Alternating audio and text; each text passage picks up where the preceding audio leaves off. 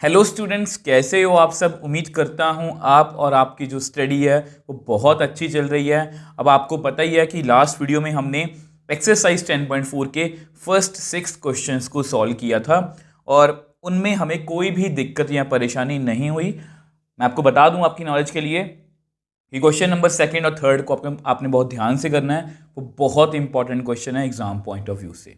आज की वीडियो में हम क्वेश्चन नंबर 7 से स्टार्ट करने वाले हैं। तो जस्ट हमें बेसिक पता होना चाहिए क्रॉस का, जो मैंने आपको समझाया था कुछ रिजल्ट से, और फिर इसकी कुछ एप्लीकेशन और किस तरह से हमें यूज़ करना है। बस ये सब कुछ आपको पता होना चाहिए डीप से। ऐसा नहीं है कि हमें इसको क्रैमिंग करना है। अगर आप क्रैमिंग कर भी लोगे तो आप हो सकता है कि वेक्टर्स को कर लो, बट जब 3D करने जाएंगे तब आपको प्रॉब्लम आएगी।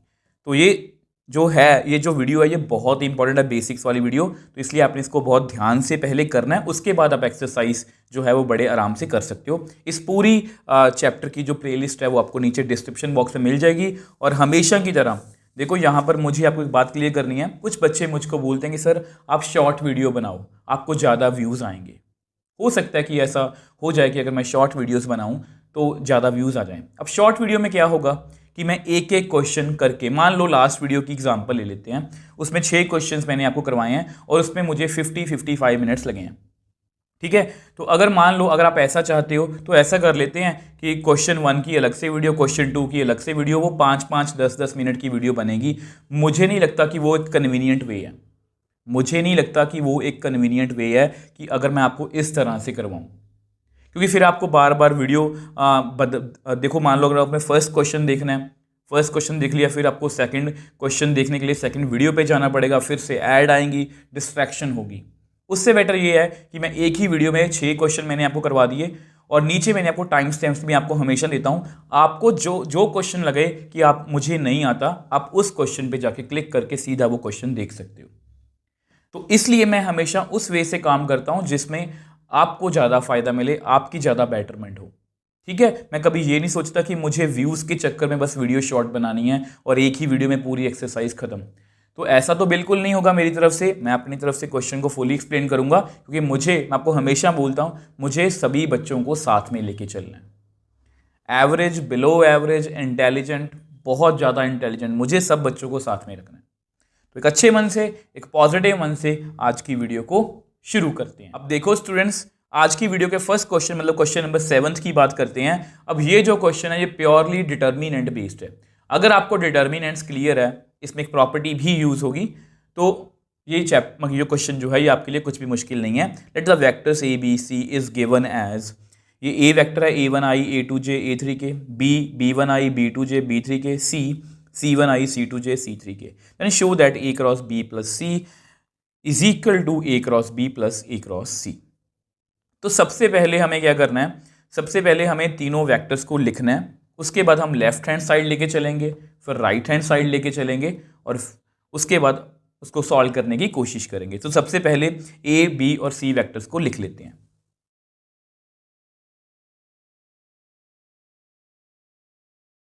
अब देखो, ये मैंने तीनों वेक्टर्स लिख लिए। ठीक है, अब हमें क्या करना है, अब हमें सबसे पहले लेफ्ट हैंड साइड जो है वो पकड़नी है।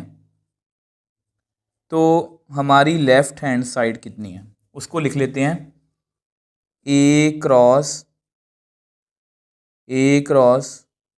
B vector plus C vector. अब आपको पता है सबसे पहले हम ब्रैकेट को सॉल्व करते हैं।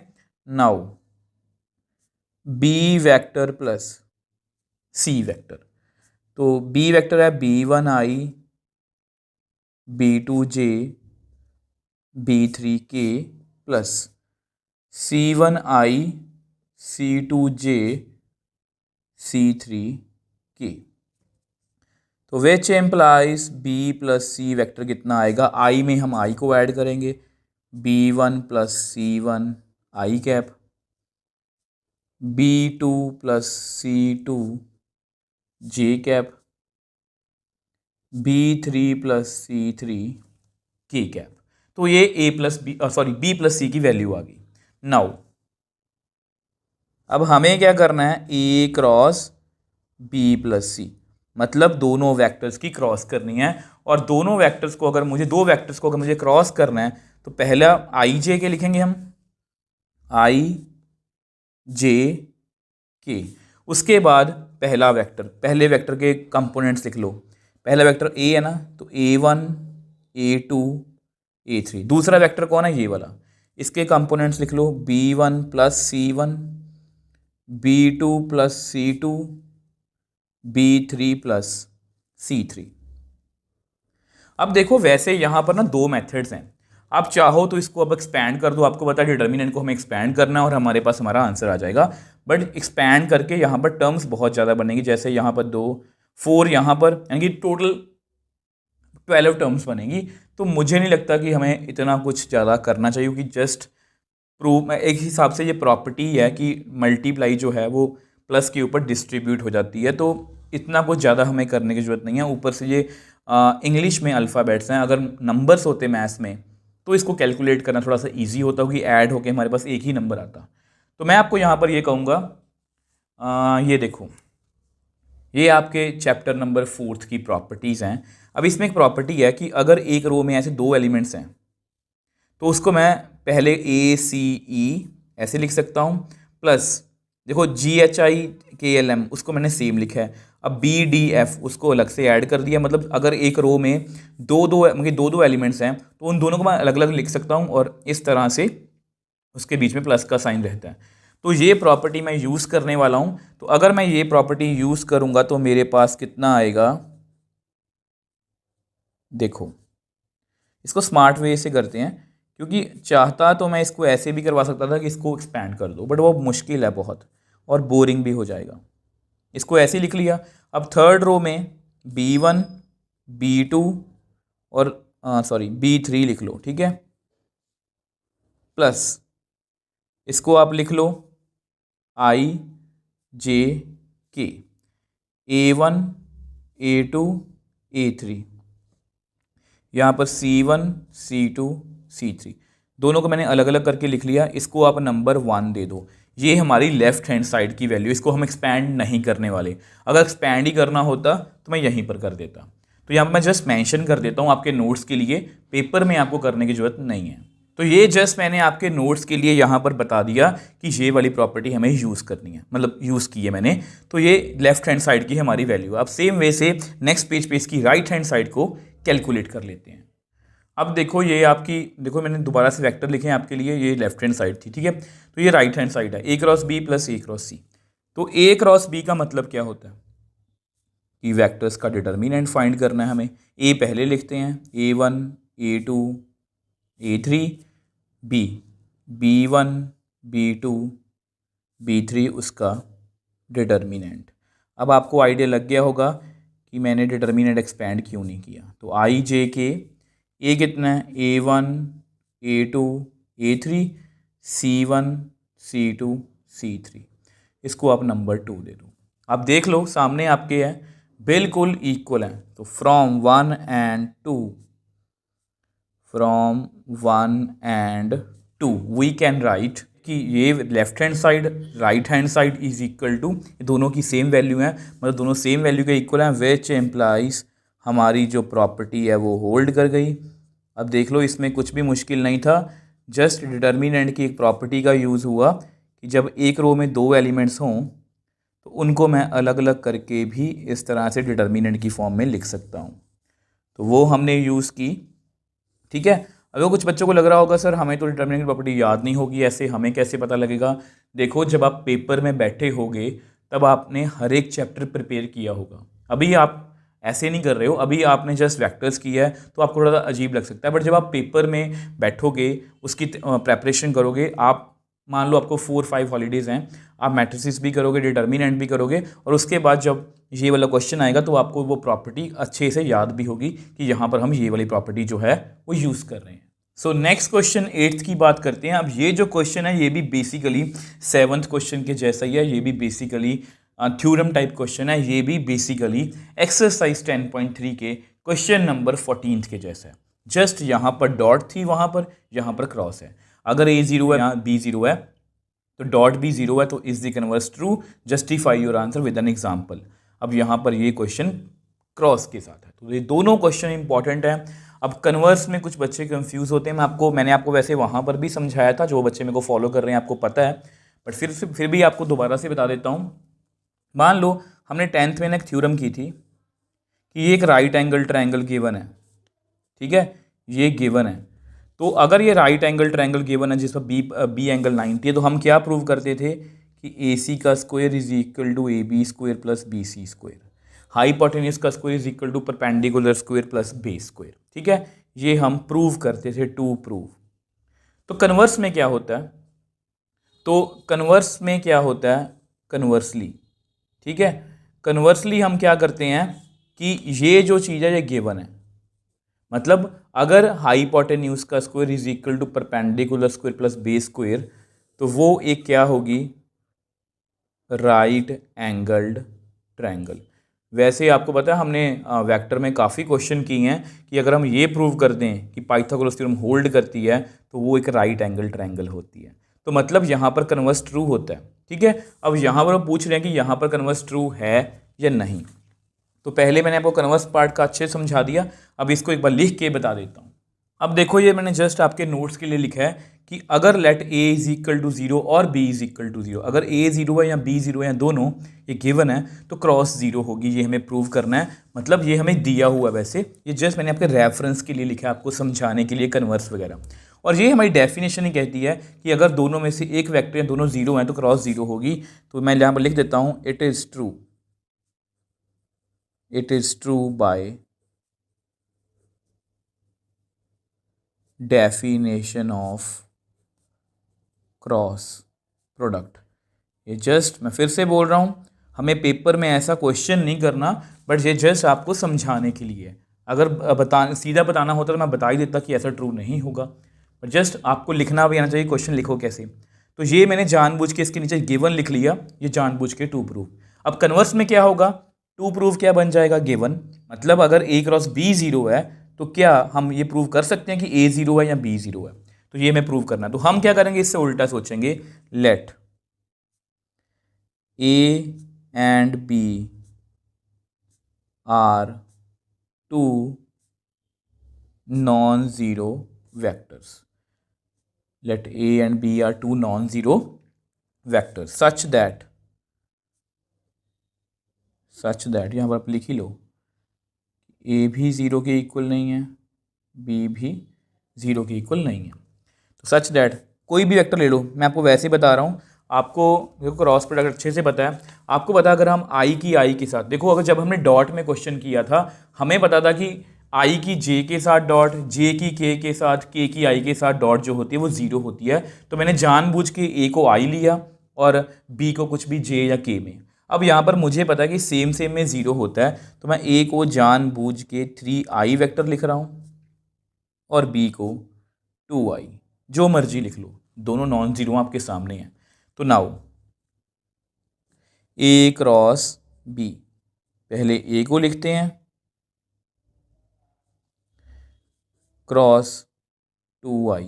अब 3 को 2 से करेंगे तो 6, ये तो मतलब कि वो स्केलर ही हैं, तो i क्रॉस i। अब आपको पता है बट i क्रॉस i 0 होता है, ठीक है। अगर i क्रॉस i 0 होता है तो which implies a cross b is equal to 6 into 0 मतलब 0।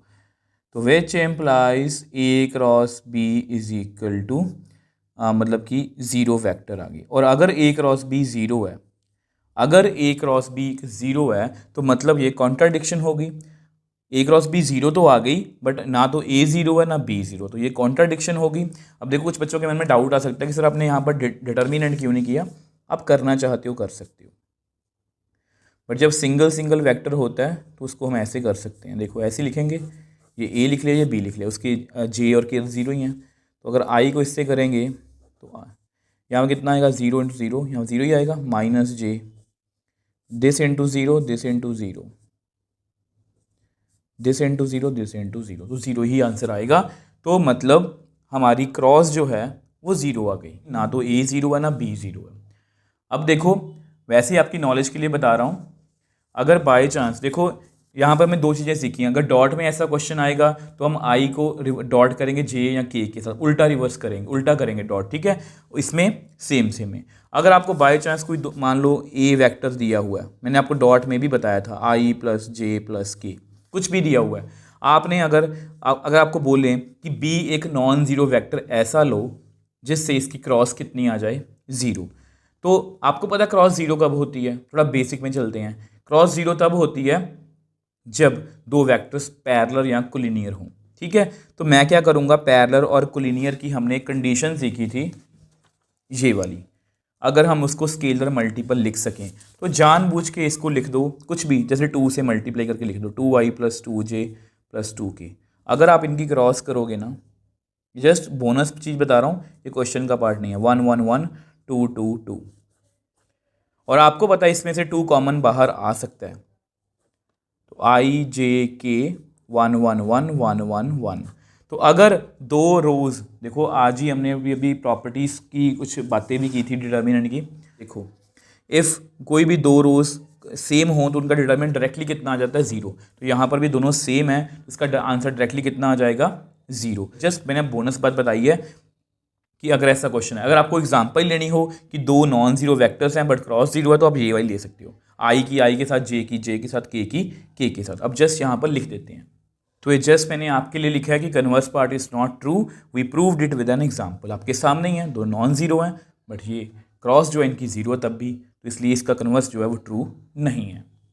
सो नेक्स्ट क्वेश्चन 9th की बात करते हैं। Find area of triangle with versus A 1 1 2, B 2 3 5 and C 1 5 5।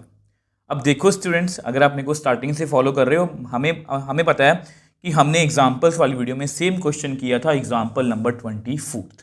तो बहुत इजी क्वेश्चन है ये। देखो हमें यहाँ पर एक प्रॉपर्टी का यूज़ करना है जब भी एरिया ऑफ ट्रायंगल का क्वेश्चन आता है, कि अगर दो एडजेसेंट साइड्स दी गई हैं ट्रायंगल की तो उसका एरिया हम ऐसे निकाल सकते हैं। अब ऐसा करते हैं, इसको आगे समझाने से पहले इसकी डायग्राम जो है वो बना लेते हैं। अब देखो ये आपकी डायग्राम है, जस्ट वैसे ही बनाई है आपको समझाने के लिए। अब आपको पता है ये वर्सेस गिवन है, तो अगर हमें एरिया ऑफ ट्रायंगल निकालना है तो हमें एडजेसेंट साइड्स गिवन होनी चाहिए, हमारे पास सिर्फ वर्सेस हैं, तो ये साइड नहीं है। मतलब अगर मैं आपको समझाना चाहूँ तो ट्रायंगल में कोई भी दो साइड्स ले लो, वो एडजेसेंट ही होती हैं। देखो ए बी और बी सी एडजेसेंट है, बी सी और ए सी एडजेसेंट है, ए बी और ए सी भी एडजेसेंट है। तो यानी कि हमें यहाँ पर क्या निकालने की जरूरत है, पहले हम ए बी वैक्टर निकाल सकते हैं, बी सी ए सी कोई भी वेक्टर निकाल सकते हैं। तो अगर दो वेक्टर मिल गए तो हमें दो एडजेसेंट साइड्स मिल जाएंगी, तो उनकी हम क्रॉस कर देंगे तो हमें एरिया मिल जाएगा।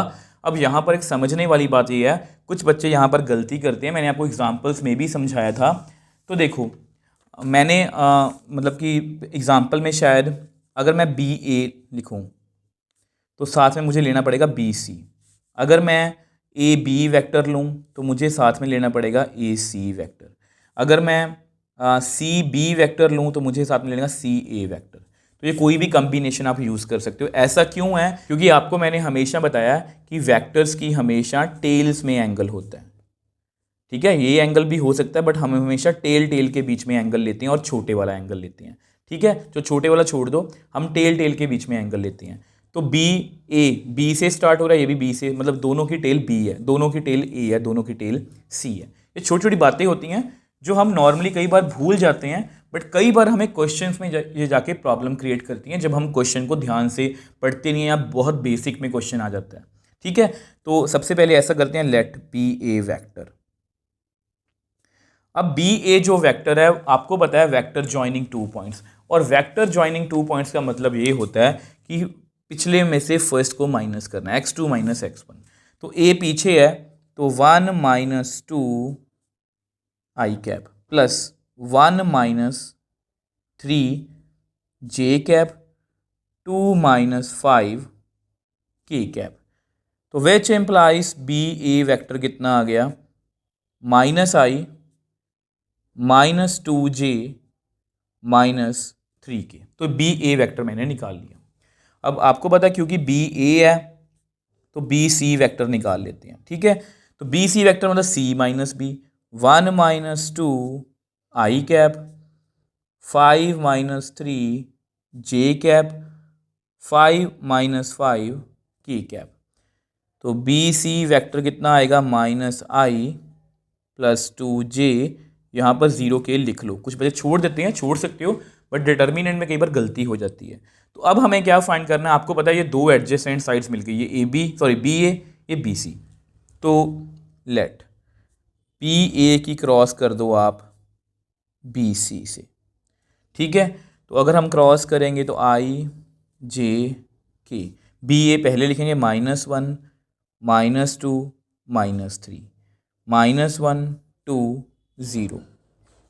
तो अब जस्ट मुझे इसको एक्सपैंड करना है, तो कर देते हैं बाय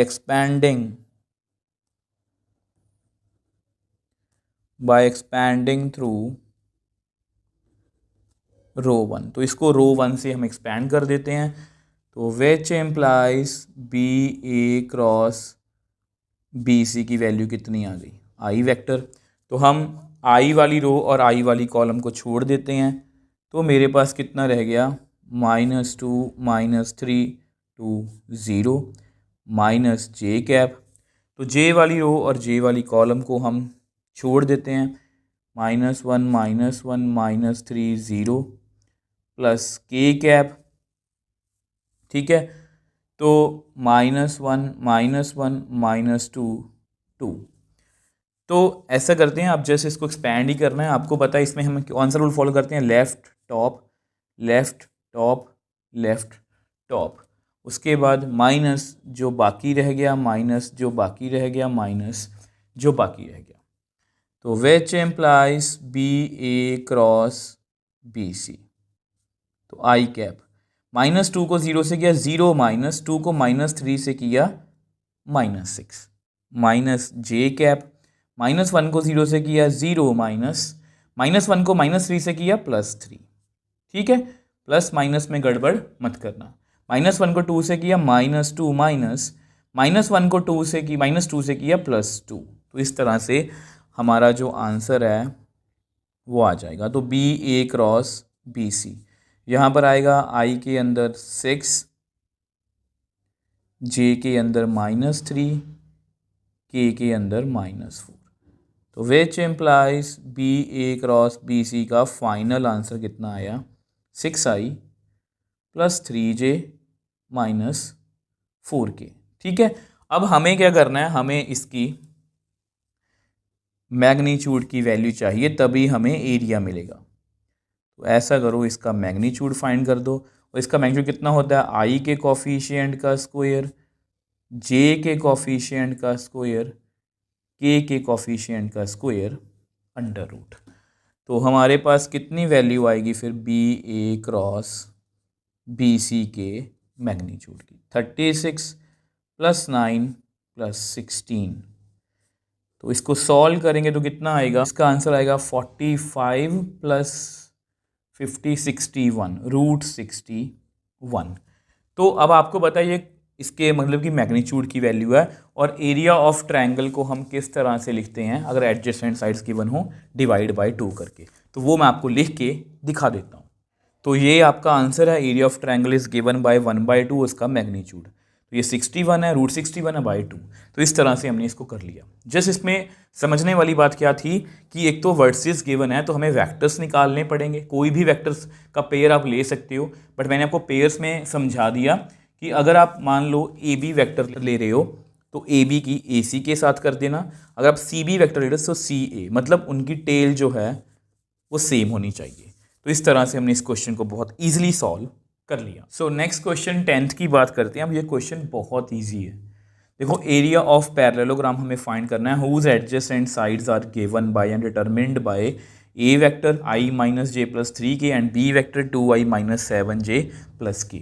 मतलब सीधा सीधा हमें एडजेसेंट साइड्स दे दी गई हैं और एरिया ऑफ पैरेललोग्राम पूछा गया है, और हमें पता है कि अगर दो A and B represent the adjacent sides of parallelogram तो इसका एरिया a क्रॉस b का मैग्नीट्यूड होता है। तो ये बहुत ईजी क्वेश्चन है। अगर आप NCERT आपके पास है, आपके पास NCERT है तो आप देखना बिल्कुल आपकी लेफ्ट जो पेज आपने क्वेश्चन नंबर 10 के लिए खोला हुआ है उसके बिल्कुल लेफ्ट में देखो एग्जाम्पल नंबर 25 बिल्कुल सेम है, जस्ट माइनर चेंजेस होंगे वेक्टर्स में और कोई भी चेंज नहीं है। तो मैं आपको यही कहूँगा कि आप ये क्वेश्चन खुद से करके देखो, बाद में मेरे साथ आंसर को मैच करके देख लेना। तो सबसे पहले ए वेक्टर को लिखते हैं, लेट ए वेक्टर वो i minus J plus 3k and B vector 2i minus 7j plus k। तो हमें जस्ट क्या करना है, इनकी क्रॉस करनी है और उसका मैग्नीट्यूड। अब जस्ट आपके नोट्स के लिए लिख देता हूँ। अब देखो ये जस्ट मैंने आपके नोट्स के लिए लिखा है कि ए और बी एडजेसेंट साइड्स हैं, तो एरिया ऑफ पैरेललोग्राम कितना होगा, ए क्रॉस बी का मैग्नीट्यूड। तो ए क्रॉस बी का पहले क्रॉस करते हैं, आई जे के, यहाँ पर 1 है, -1 3, ए पहले लिख लिया, इसके कंपोनेंट्स 2 -7 1, ठीक है। तो अब इसको क्या करना है, एक्सपैंड करना है। तो बाय एक्सपैंडिंग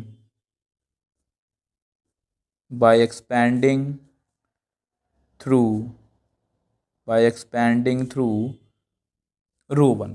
तो रो 1 से अगर मुझे एक्सपैंड करना है तो मेरे पास कितना आएगा, ए क्रॉस बी आई वाली रो और आई वाली कॉलम को हम छोड़ देते हैं, -1 -7 3 1 माइनस जे कैप।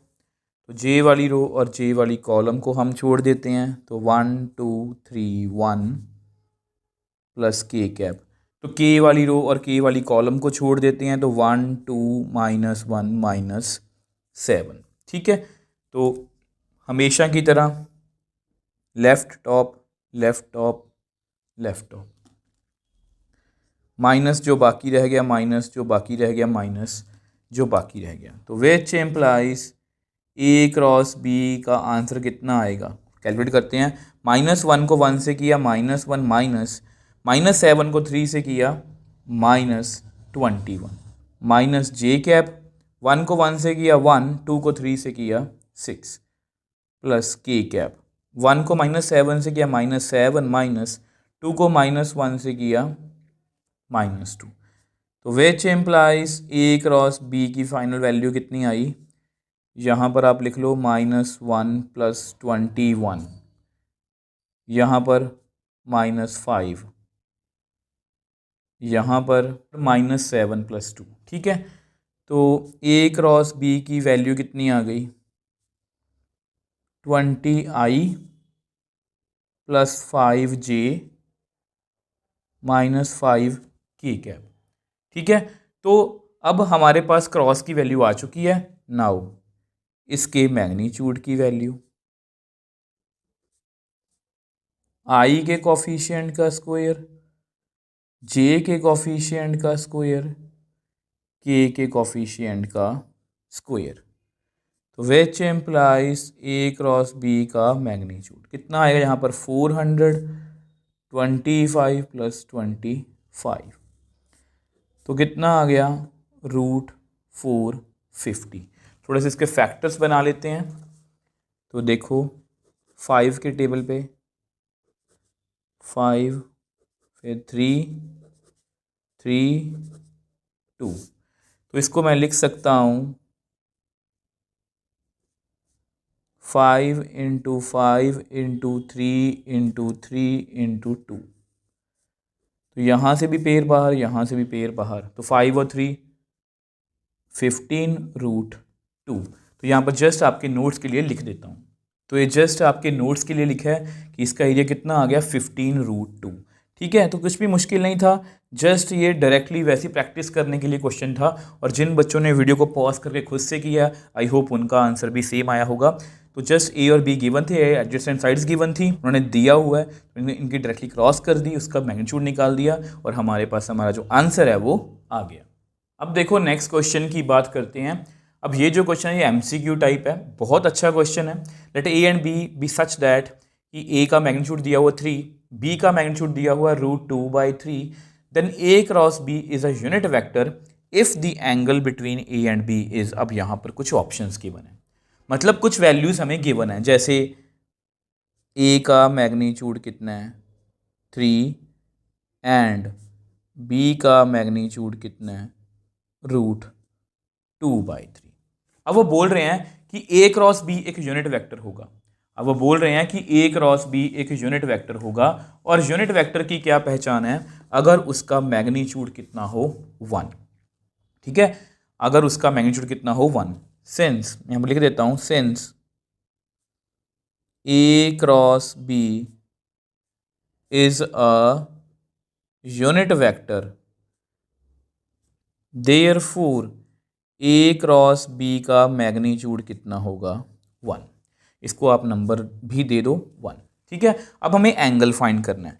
अब देखो डॉट में ना ये क्वेश्चन ज़्यादा इजी है, क्रॉस में थोड़ा सा मुश्किल नहीं है, थोड़ा सा हमें समझना पड़ेगा। क्यों? क्योंकि ना डॉट का आंसर स्केलर होता है, क्रॉस का आंसर एक वेक्टर होता है। वैसे ये बात मैं आपको बेसिक्स वाली वीडियो में बता चुका हूँ जब हमने एंगल निकाला था। मैं आपको दिखा भी देता हूँ, ये रहा। यहाँ पर मैंने आपको ए क्रॉस बी का मैग्नीट्यूड बताया था कितना होता है। मैं डायरेक्टली भी लिख सकता हूँ बट आपको एक बार समझा देता हूँ। नाउ वी नो, अब क्योंकि अब देखो यहाँ पर ना कुछ बच्चे ये सोच रहे होंगे कि सर आपने बताया था कि अगर एंगल वाला क्वेश्चन आए तो आप डॉट का यूज़ करना, क्रॉस का तो यूज़ ही मत करना। मुझे भी पता है, मैंने आपको ये बोला था, बट यहाँ पर क्रॉस के बारे में भी बात की गई है कि ए क्रॉस बी यूनिट वेक्टर है, अगर तब एंगल कितना होगा। तो क्रॉस की बात हो रही है, इसलिए मुझे क्रॉस ही करना पड़ेगा। तो यहाँ पर हम क्या करेंगे, वी नो, मैंने आपको बताया ना कि मैं यहाँ पर डायरेक्टली फॉर्मूला भी लिख सकता हूँ। आप पेपर में डायरेक्टली फॉर्मूला लिख के ही आना। ठीक है, ये जस्ट आपके नोट्स के लिए इसको मैं एक्सप्लेन कर रहा हूँ। अगर मुझे डायरेक्टली फॉर्मूला लिखना होता तो मैं ये लिखता, ए क्रॉस बी का मैग्नीट्यूड, ए और बी का मैग्नीट्यूड। ये भी मुझे पता है, ये भी मुझे पता है। ठीक है, जस्ट आपके नोट्स के लिए लिख रहा हूँ। तो विच एम्प्लाइज, अगर मैं ए क्रॉस बी का मैग्नीट्यूड करूँ, मतलब मुझे मैग्नीट्यूड करना है इस सारे का। ठीक है, इस स्टेप को आप कंप्लीटली स्किप कर सकते हो। तो which implies A cross B का मैग्नीट्यूड कितना होगा। अब ये एक स्केलर है, आपको पता है ये एक स्केलर है और स्केलर का अलग से मैग्नीट्यूड। ठीक है, और इसका अलग से। But N cap is a unit vector, N cap एक यूनिट वेक्टर है, देयरफॉर एन कैप का मैग्नीट्यूड कितना होगा 1। तो which implies A cross B का मैग्नीट्यूड मैं लिख सकता हूँ ए का डबल मैग्नीट्यूड, बी का डबल मैग्नीट्यूड, साइन थीटा का मैग्नीट्यूड इंटू 1। अब यहाँ पर मैंने आपको समझाया था कि अगर मैं -1 का मैग्नीट्यूड कर दूँ कितना आएगा 1। -1 का यहाँ मॉडुलस बोलो कि एक स्केलर है, -1 का डबल मॉडुलस भी 1 आएगा, मतलब कोई भी फर्क नहीं पड़ता। तो ए क्रॉस बी को मैं लिख सकता हूँ ए का मैग्नीट्यूड, बी का मैग्नीट्यूड साइन थीटा। अब साइन थीटा को मैंने मतलब कि मॉडुलस से बाहर क्यों लिखा है, क्योंकि साइन थीटा, क्योंकि हमारा जो थीटा होता है वो 0 और 180 के बीच में होता है, और 0 और 180 फर्स्ट और सेकंड क्वाड्रेंट की बात है, और फर्स्ट और सेकंड क्वाड्रेंट में साइन पॉजिटिव होता है। तो इस पॉजिटिव नंबर को मॉडुलस में रखने का कोई भी आइडिया नहीं है, तो इसलिए मैंने उसको मॉडुलस से बाहर लिख दिया। जस्ट आपके नोट्स के लिए एक बार लिख देता हूँ। अब देखो जस्ट आपके नोट्स के लिए लिखा है कि थीटा हमेशा 0 और 180 के बीच में होता है ना, तो साइन हमेशा इन दोनों क्वाड्रेंट में पॉजिटिव होता है। तो यहाँ से अगर मैं एंगल निकालूँ तो साइन थीटा की वैल्यू कितनी आई, जो मैंने आपको बोला था कि मैं डायरेक्टली ये फॉर्मूला भी लगा सकता हूँ। आप ये सारे स्टेप्स कंप्लीटली स्किप कर सकते हो, ये जस्ट मैंने आपको समझाने के लिए करवाए हैं। आप इसके बाद ये वाला स्टेप कर सकते हो। अब यहाँ पर कितना इसका मैग्नीट्यूड कितना दिया हुआ है 1, ए का मैग्नीट्यूड 3 है, इसका √2/3। अब ये दोनों आपस में कट हो गए, तो मेरे पास साइन थीटा की कितनी वैल्यू आ गई 1/√2। तो which implies theta is equal to sine inverse 1/√2।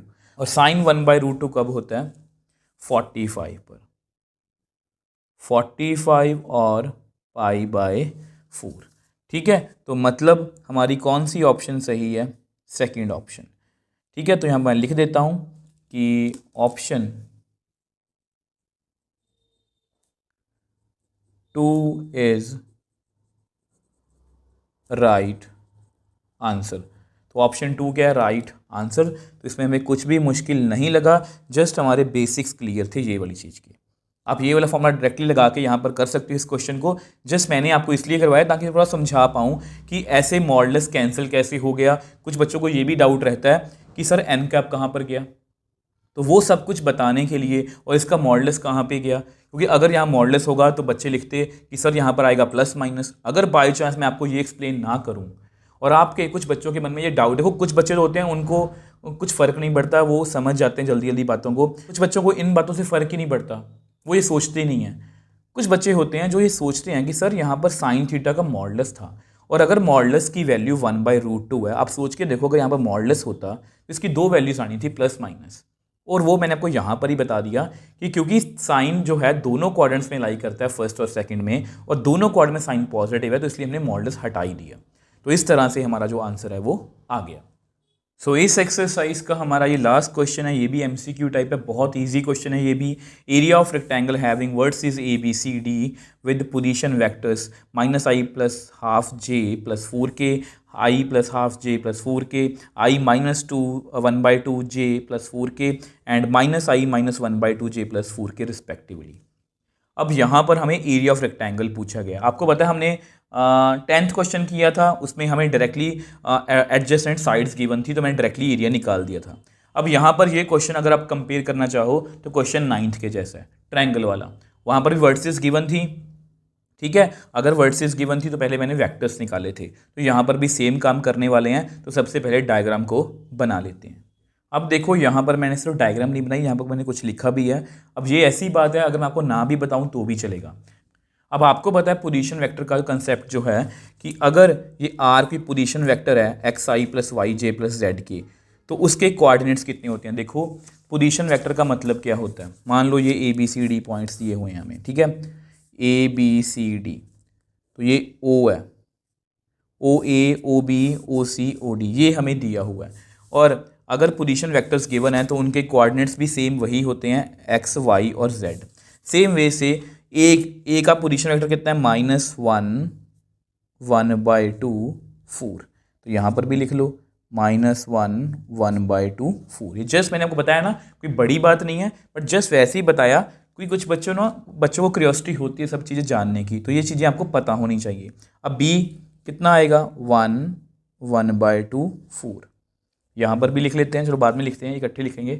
तो सी के कोऑर्डिनेट्स कितने हैं, 1 - 1/2 4, और सेम वैसे डी के कितने हैं, -1 - 1/2 4। अब देखो, अब यहाँ पर भी एक बार लिख देता हूँ, 1 1/2 4, ये इसकी वर्टिसेस दी हुई हैं, सी 1 - 1/2, 4, और ये इसकी -1 - 1/2 4। अब देखो फिर से वही ट्रायंगल वाली बात है, यहाँ पर हम कोई भी एडजेसेंट साइड ले सकते हैं। तो मैं कौन सी लेने वाला हूँ, ए बी और ए डी, क्योंकि उनकी टेल में सेम एंगल, क्योंकि टेल में एंगल बनना चाहिए। अगर मैं अगर मुझे बी ए लेना है तो मैं बी सी लूँगा, अगर मुझे सी डी लेना है तो मैं सी बी लूँगा, अगर मुझे डी सी लेना है तो मैं डी ए लूँगा। तो इस बात का आप ध्यान रखोगे। नाउ ए बी वेक्टर, अब आपको पता है वही कंसेप्ट, y2 बी पीछे से स्टार्ट करेंगे, 1 - -1 i cap, 1/2 - 1/2 j cap, 4 - 4 k cap. तो यहाँ से ए बी वेक्टर कितना आ गया, ये 2i, तो 0j बन गया, और ये 0k, ये बहुत इजी वेक्टर है। तो ए बी वेक्टर निकाल लिया, अब उसके बाद ए डी वेक्टर निकालना है। ऐसा करते हैं, उसको नेक्स्ट पेज पे सॉल्व कर लेते हैं। अब देखो आपको पता हमने ए बी वेक्टर निकाल लिया था, अब हमें कौन सा निकालना है, A D vector. A D vector तो क्या करेंगे, डी माइनस ए, -1 - -1 आई कैप, -1/2 -1/2 जे कैप, 4, ये तो बहुत इजी बन गया, ये भी 0 बन रहा है। तो ए डी वेक्टर भी कितना आया, -1 + 1 i 0, सॉरी यहाँ पर ये सॉल्व होगा, मुझे जल्दी से 0 लिख दिया मैंने। यहाँ पर कितना आएगा -1, मैं इसको करेक्ट कर देता हूँ। -1/2 कितना आएगा -1 j कैप, ये 0 k कैप बनेगा। ठीक है, तो वो जल्दबाजी में लिख गया, ये 0 आएगा। तो ए डी वेक्टर कितना आएगा 0i -1 j + 0 k। अब आपको पता है हमें दो एडजेसेंट साइड्स मिल गई हैं, तो जस्ट इनकी हमें क्रॉस करनी है। तो A B cross A D.